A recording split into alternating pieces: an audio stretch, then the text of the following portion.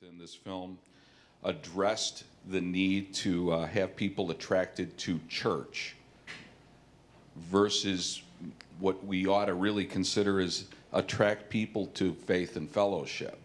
There seemed to be a very definite line of rhetoric there. With that, now that I cracked the ice, one of you take over. Yeah.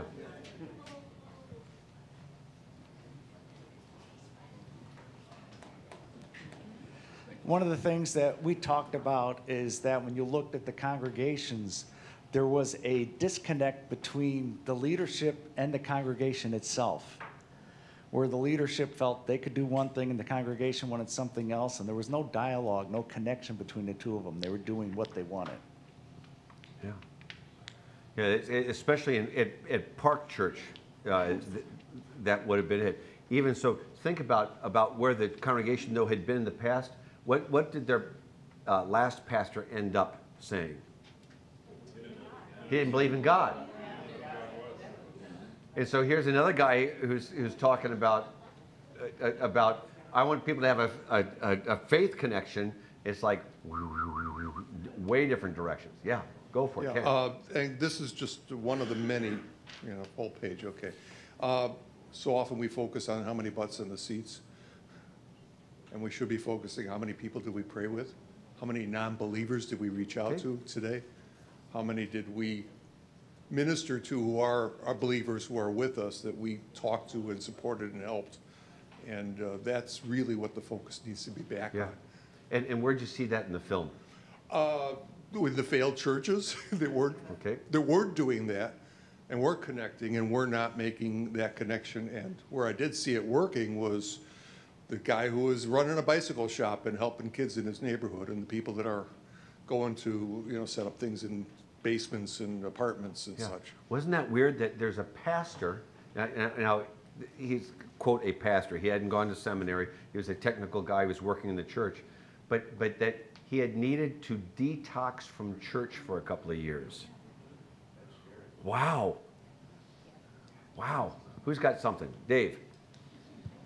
What we found most impactful is the most discipled person in the whole movie was the cop, and he was doing what we think our mission really is he was showing the love of Christ, or being the love of Christ, to people in his community, almost to the point where he had to figure out how to do it not illegally.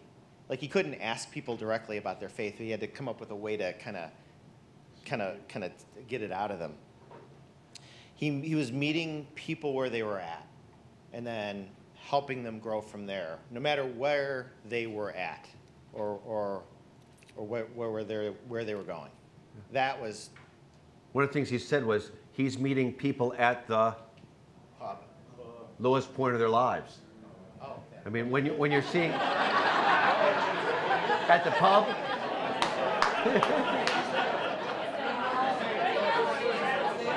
Now think, just think about this. It's just so you're thinking about. In Reading, Pennsylvania, it's just like Philadelphia. It's the neighborhood. It looked a lot like the neighborhood that I was serving in my first parish. Every 17 feet is another house, right?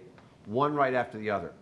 Can you imagine how disconnected a community has to be to have someone dead 12 houses in and be able to smell it 12 houses away? So 12 times 17 is a lot. Yeah. And nobody called until the stench was so bad that they couldn't stand it anymore, and then finally somebody called. But what a disconnected world. They're living right next to each other and don't know. This is why this is a movie done incredibly in parables, and you just have to kind of keep on thinking about parables, and this is going to wash over you in the next couple of days. Yeah, Judy. One of the things you just can't ignore is how connected people were to the building. And I remember the woman saying 50% of all of our resources go to the building.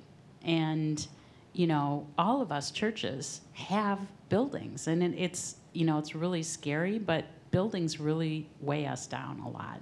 Yeah. But there are a lot of strong feelings about that. So in Cicero this weekend, watch what happens. The Apostolic Church of God in Cicero, they're being closed down because of health problems. Basically what they did, it looks to me like a lot of churches do this, they bought an old Catholic or Methodist or Lutheran or Baptist or something church, and they're worshiping there. It looks to me like there is an educational section that they're really not using. And so they just let that go because they can't afford to tear it down. And now the city is saying you can't worship there because the whole building is all connected with one another and you can't close things off. And so I wonder what's happening. Concordia on Belmont and Rockwell about, right? It's Rockwell and Belmont and? Yes, and Western. And Western, yes. In the city. In the city. In the city of Chicago. Their steeple fell down, you know, and they're still trying to raise funds to put the steeple back up. And this is one of our Luke churches, Lutheran Urban Kingdom Expansion. And we're working with them, frankly, parentheses, it's okay if the steeple doesn't go back up. Because if you're spending your money on the steeple, all they're worried about is fundraising for the steeple. Just really, you got 25 people in church, patch the roof with tar and go meet people for Jesus. And then I think about how much of that describes us, right? How much of that describes us? Okay, who else has got, what else, Chuck? Go ahead, Bill. Now, first of all, let me introduce myself. I'm Bill Dubon, and I'm serving in communications, and I want to thank everyone for the opportunity to serve. It's been quite a blessing, especially in the past few months. One of the things that struck me about Kodak, it is that they were giving people something. One, they didn't know what they were given to them, but they lacked the understanding and what was happening in the industry. What they failed to see was that people were taking pictures at the beginning to just have a memory of a face, a family, and the expression of environment was done through letters, cards, and that slowly changed where people started taking pictures, not for a memory, but to describe the environment. We live in an era that everything is so fast, and a picture well describes that environment. So that's what they failed to see, that their industry changed from paper to actually an environment. And that's something that we need to take a look at. I was very impressed by the feedback that we got in Love Came Down and Rescue Me. We received 700 baggage from people, and it is very touching to see that. And it's telling us a picture of how it's changing. And once again, I think that's an important part that we do it from the outside in to look what people, our congregation is seeing, and rather than for us to see it from the inside out, trying to just give them film, give them the cameras, give them the picture. We need to make sure that we are giving the environment that they require in serving Christ, the community, and their own calling. Yeah. So for instance, 2 years ago, what was the hottest camera, consumer camera sold? It was called? Yeah. And then out of the camera that you bought, is that GoPro? So basically, now I'm taking pictures to show everybody how crazy I can be, right? So putting on my helmet and going someplace nuts, and so you can have that vicarious experience. Or think about how odd this is. We just had a couple of fellas out east who are convicted of rape because they started taking pictures of what they're doing with one of the guy's girlfriends when she was drunk and passed out. But they took pictures of that to share. You think about this idea of what Kodak was saying.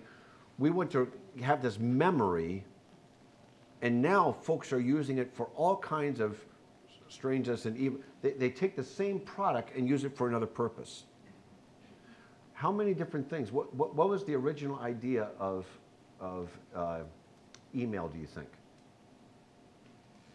When you think about it. Management tool. Management tool. What else? Education. What else? communication. And the internet, I thought it was great.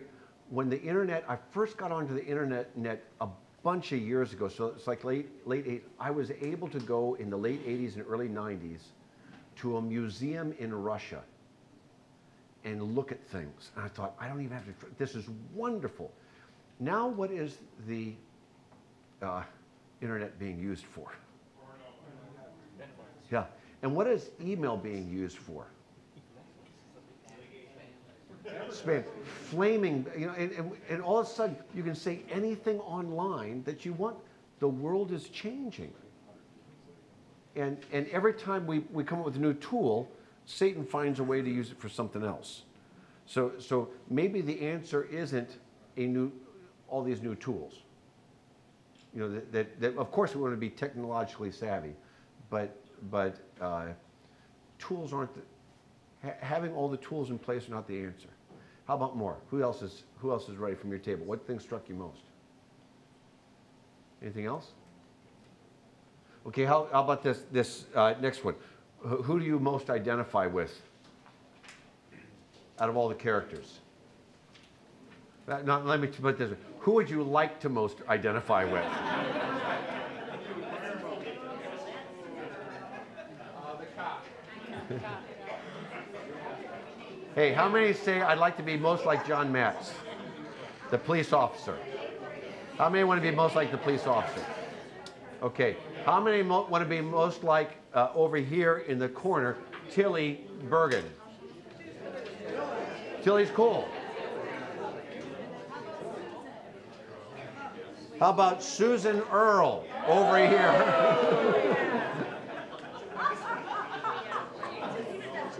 Yeah, I'm the last person who should be. Now, here's the funny thing, because I talked with Tom about this. All these people gave permission for that to be, they saw it all in advance. Everybody, this is not something that was done, but wow, you mean there's people in your church that think like that? At least Susie was honest about it. She was honest about it. Yeah. Give her that credit. Yeah. Yeah. Yeah. Okay. So who do you think, like, is there a person that most of our churches like? I don't want to talk about me personally. Let's talk about them.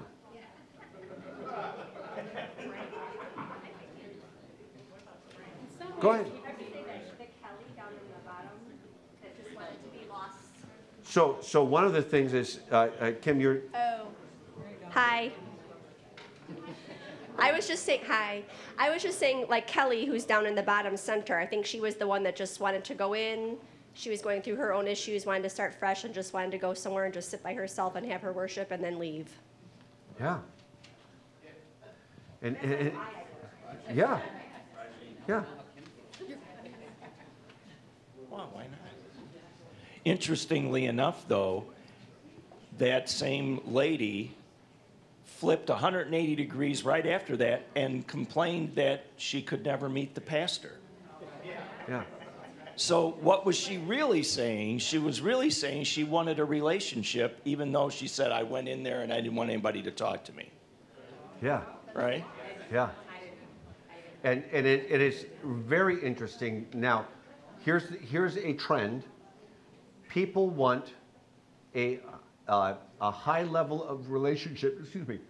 High level of relationship with the senior pastor of any church, but not like socially.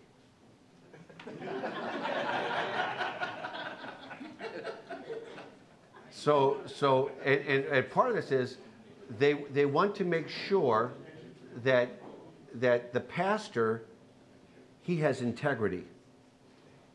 And what you see on Sunday is what you see in the rest of life. The flip side of this, and the research is saying, is that they don't want the pastor to see that they don't have integrity. So on the one hand, they want a high level, because they want somebody that they can respect and understand is living a transparent life.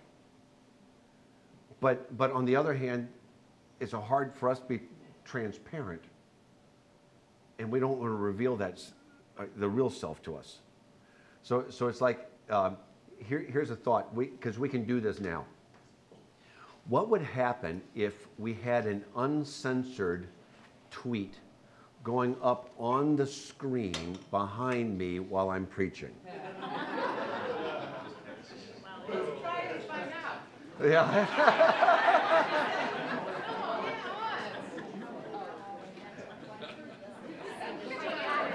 Yeah. Come on, be a sport. But here's what I think would happen. It would start off good. It would get to a couple of things where people say something, then people would start flaming each other. You say, I can't believe that you said that, you know, and I don't agree with this, and it's just, wow. What if we had an uncensored tweet? Dialogue? You want a dialogue? No, Well, that's different. because what, you know what a tweet is? The exact opposite of a sermon. I don't want to have a conversation. I just want to put it out. And I don't want to be held accountable. I just want to put it out. And, you know, and it can be as anonymous as it goes. Yeah. Okay, so we talked about that. All right, Kodak lost its sense of what business it's in, right? And wasn't it funny that the guy who was the engineer said the exact same thing that the prayer was about the pub ministry? Yeah, go ahead and do it, but I hope you fail. Yeah, go ahead and do it, but I hope you fail. Yeah, because it meant change. So, what's our business, do you think? Growing disciples. Growing disciples. Okay, go for it.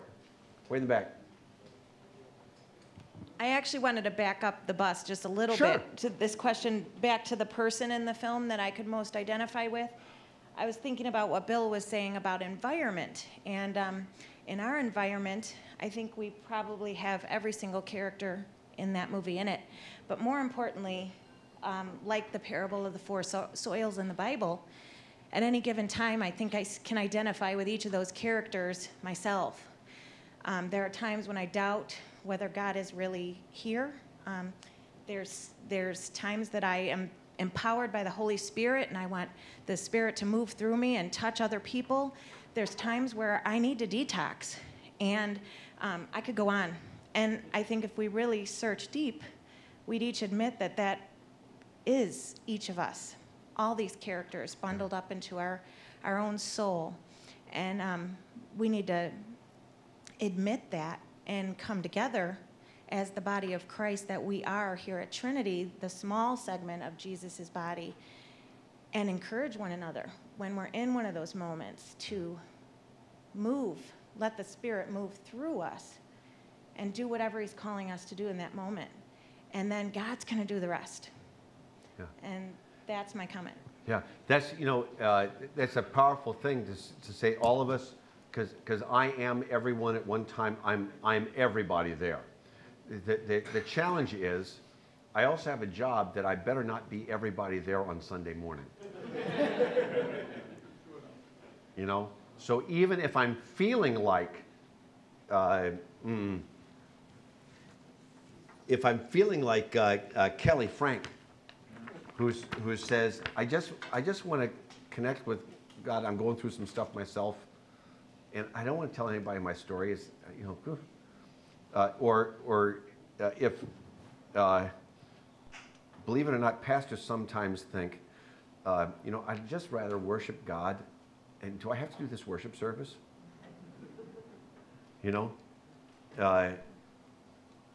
so it's that's the real us. And I mean, going through your mind, the real us includes me going through it, and I work my brains out not to think during giving communion. Because it doesn't matter if I'm mad at somebody, or if I'm frustrated, or I'm surprised they're there. I got to be the instrument through which the Holy Spirit comes. And it's, I want you to know, I don't know about others, but for me, I just work incredibly hard to see everybody coming to the table as a person for whom Christ died. But there may be other things going on in my life that get in the way of that. And that's why, all of us are, everybody around here. Yeah. So, yeah, Mike. We had an interesting conversation on that one of what business we're in. And we had a number of things. One of them is we're in the business to keep the church open, to keep the doors open. It's a realistic thing, like it or not. Part of it was also getting the next generation connected. That's part of it, sharing the love of Jesus, get the next generation connected. If we don't connect the next generation, I promise the church will die. And there's nothing you can do about it. We're also... You're talking about the organization, not the Big C church. Correct. Okay. And then you're looking at, one of the things is we're here to save souls. Now what that looks like gets very complicated, but as a very easy way to put it, we're here to save souls, bring people to know Jesus. That is part of what the church is about. And then the last one, which came up because we have a lot of young people going to other cities, other places to live, we have to keep the lives connected to God. So even when they're leaving here, they can find another place where they can worship, where they can keep going. Because not everybody's coming back to Roselle. And everybody living in Roselle moves on a lot of times. So we have to keep that connected. That's all part of what the business of the church is that we talked about. Okay. And right over here.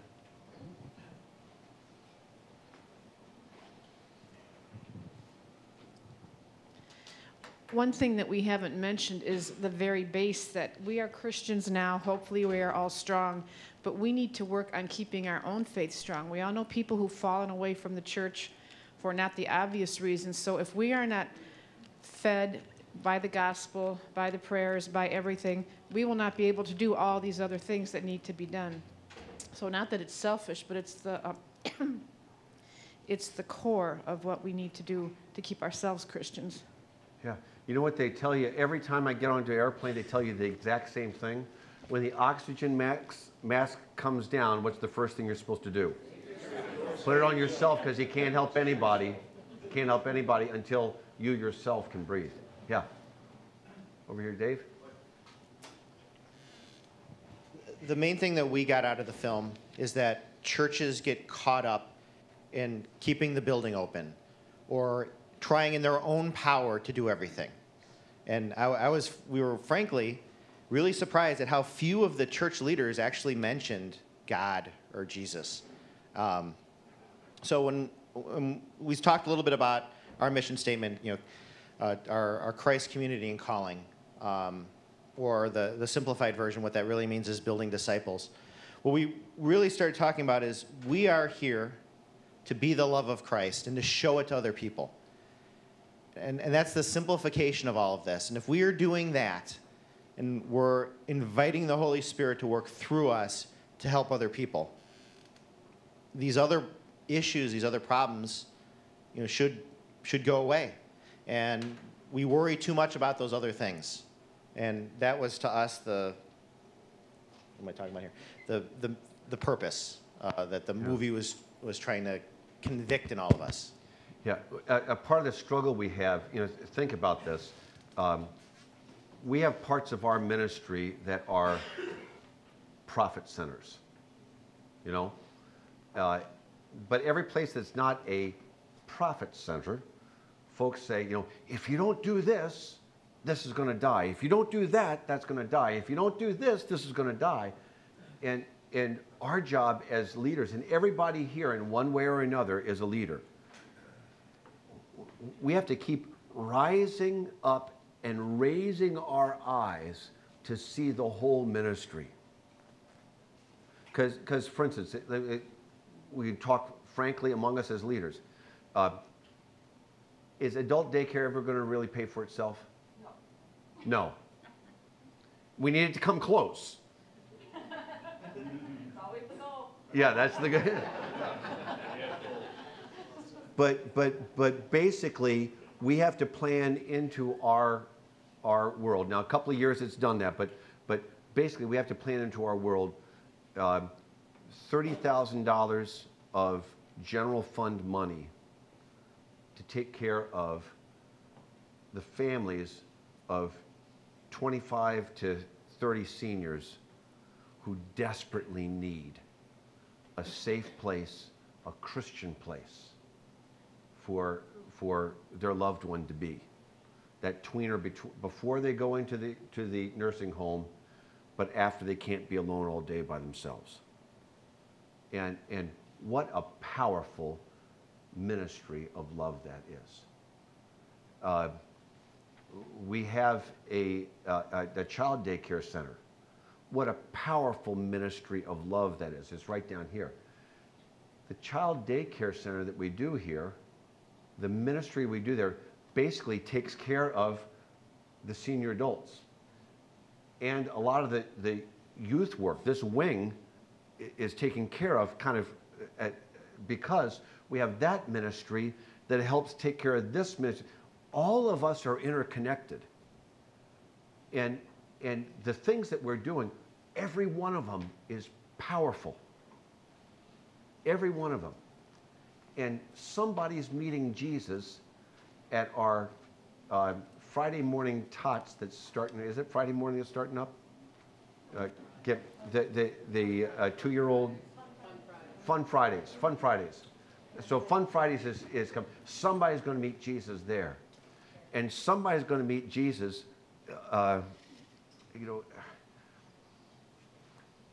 Because our parking lot's squared away, and somebody's going to meet Jesus because the roof doesn't leak. And somebody's going to meet Jesus because we've got a small group ministry, a life group ministry. And somebody's going to meet Jesus because we have excellent music. And somebody's meeting Jesus because he's there in our school days, and he's there in our pastoral care visits, and he's there. We have to be thinking about the whole thing all at once. And that's the challenge, trying to figure out what business are we in, because what starts happening is we think my area of ministry is the business that we're in. So we want to grow disciples in my area of ministry and not see it as a whole wash of how do we get a community of believers. We're going to talk about that a little bit after lunch. How about other things about our business? What did you said? People in the film said younger people today don't want to go to church services where they're merely lectured. They want to participate. What might this mean for our church to include more time for questions and one-to-one dialogue even in the worship service? What might this mean? Oh, over here.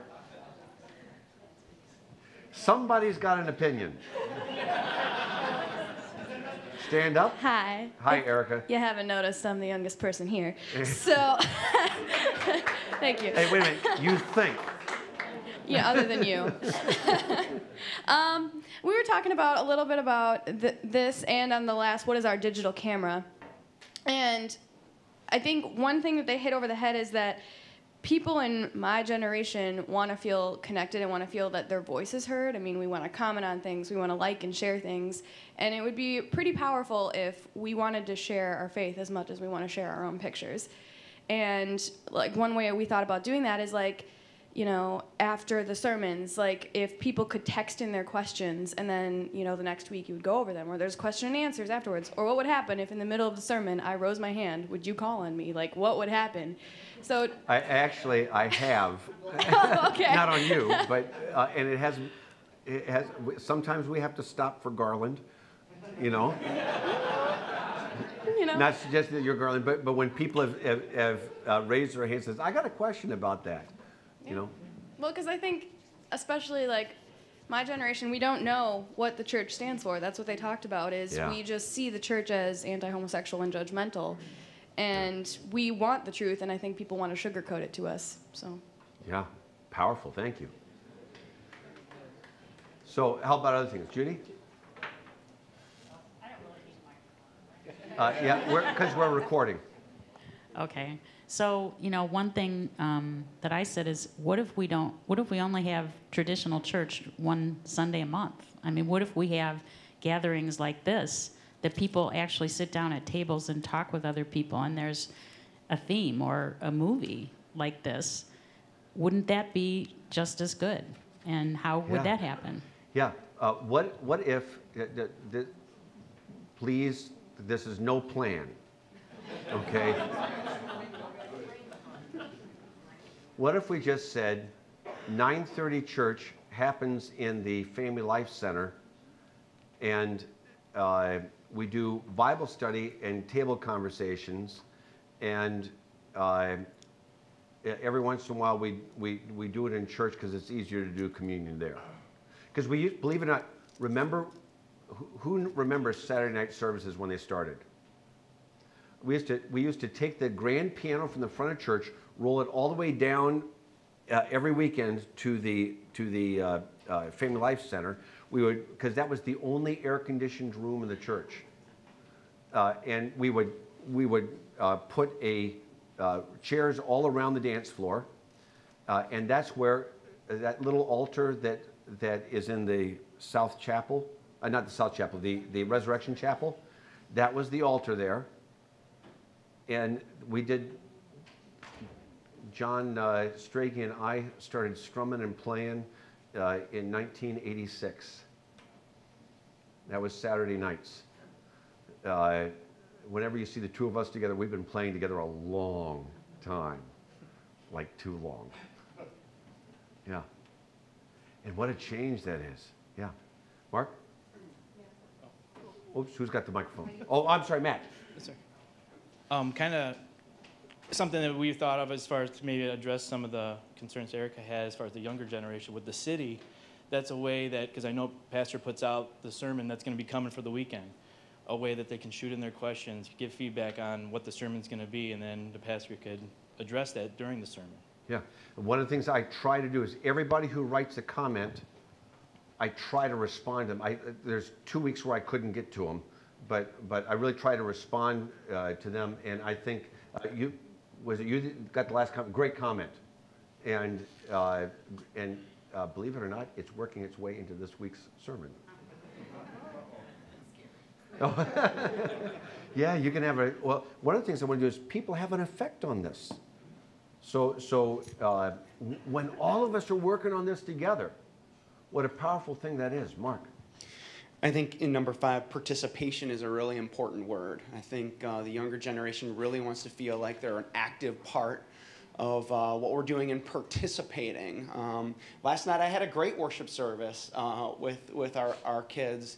We went to Winter Jam, and we were waiting in line to get in there with 25,000 other people, and there were 50 of us, and we had music. They decided to just start singing some of the songs that we sing right out there, and we had prayer. We were able to pray with each other, and then we talked about Satan's role in our lives. In 20 degrees, we're all freezing, and they were all participating and experiencing togetherness. And Winter Jam together. is... Oh, it's a big concert, 10 bands, Christian rock bands at the Allstate Arena, and we were all waiting to get in. But they felt like they were a part of something because they were participating in their own way.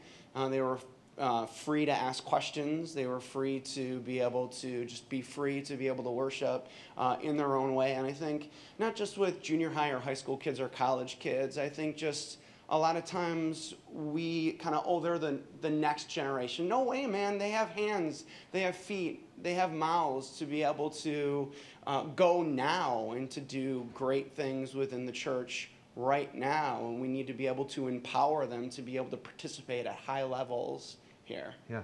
Think how things have changed. One used to go to a concert to hear, right?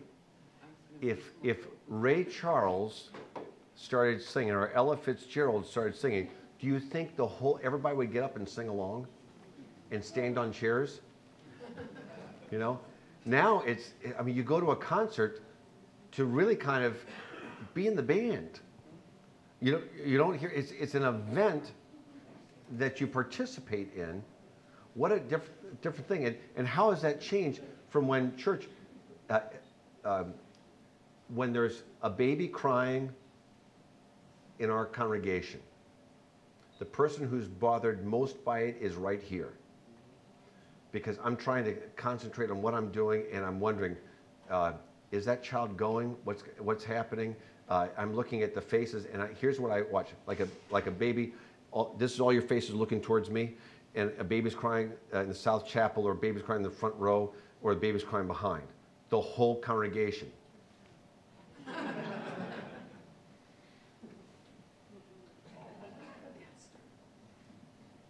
Or, you know, it is, you can watch people going, and that's what sometimes as a pastor I want to go, just stay with, we're almost done, just stay with me for just a minute more. You know, I'm trying to get to the amen, but I got to get you back to finish up. It's a great challenge. And all of us just saying, well, kids should participate in the church service. I was on this airplane this last week on a Southwest airline, and you know, you get on by your own, on your own, and I picked my seat. It was great. 3/4 of the way back, right on the aisle, exactly what I need, so my ginky leg I can stretch my leg because that hurts.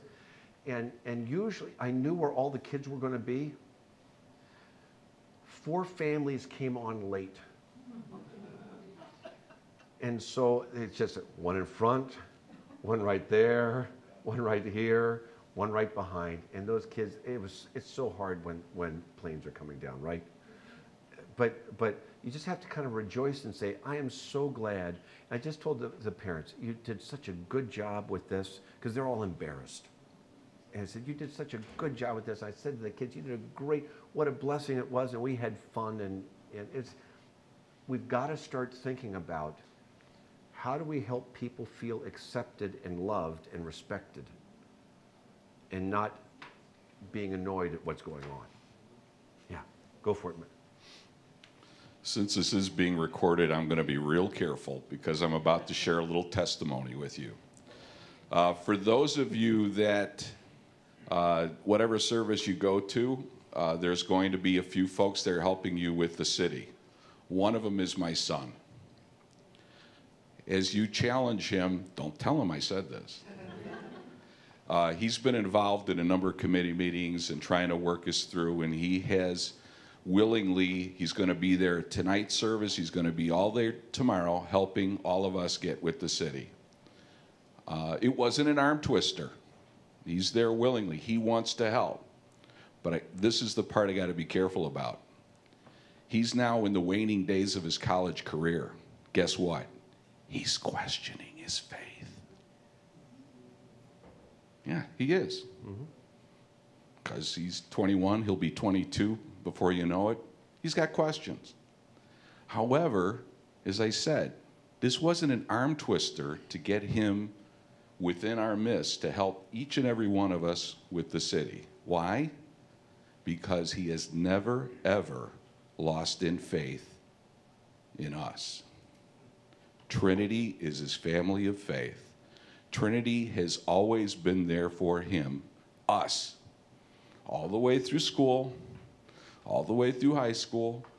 And that's why on Sundays, I may be at my usual perch at 11 o'clock up front, but I'm sitting by myself. Why? Because my son's upstairs with Mr. Johnson.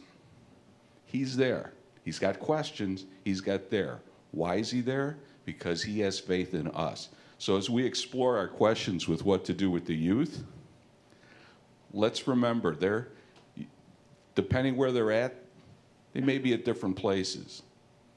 But as long as they have us, they'll be there. That's great.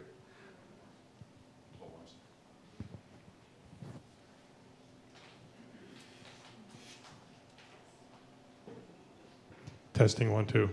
So we were thinking that maybe something more like love came down from Christmas, where people have input and they can send up cards and then we discuss them and things like that.